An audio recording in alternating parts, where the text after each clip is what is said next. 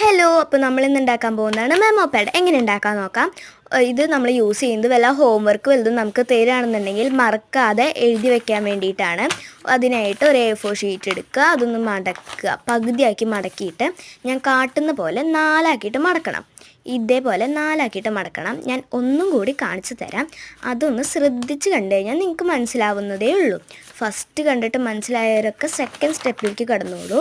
So first step ഞാൻ ഒന്നുകൂടി കാട്ടിത്തരാം. പകുതിയാക്കി മടക്കുന്നു, പിന്നെ വീണ്ടും 4ആക്കി മടക്കുന്നു. ഇതെന്തിനാണ് ചെയ്യുന്നതെന്ന് വെച്ചാൽ സെയിം സൈസിൽ വെട്ടിയെടുക്കാൻ വേണ്ടിയിട്ടാണ്. ഇനി ഇതൊന്ന് വെട്ടിയെടുക്കണം. അതിനായിട്ട് മുന്നേ ഞാനിതൊന്ന് കളർ അടിച്ച് കൊടുത്തിട്ടുണ്ട്.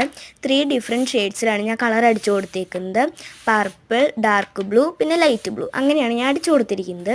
ഇനി ഈ മടക്കിയതിൻ്റെ ഗുണം കൊണ്ട് വര വീണിട്ടുണ്ട്.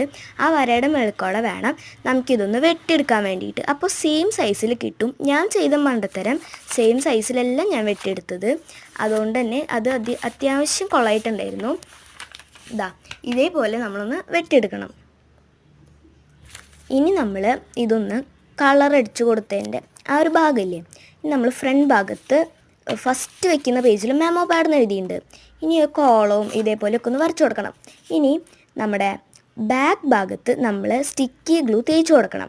എന്നിട്ട് അടുത്ത പേജിൻ്റെ ഫ്രണ്ട് ഭാഗം ഇതിൻ്റെ ബാക്ക് ഭാഗത്ത് ഒട്ടിച്ചു കൊടുക്കണം.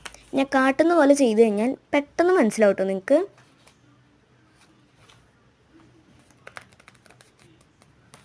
ഇതേപോലെയാണ് ചെയ്തു കൊടുക്കേണ്ടത്. അപ്പം ഇനി നമ്മളിത് കീറിപ്പോകുന്ന പേടിക്കൊന്നും വേണ്ട. വേണമെന്ന് വെച്ച് കീറിയാൽ മാത്രമേ പോരത്തുള്ളൂ.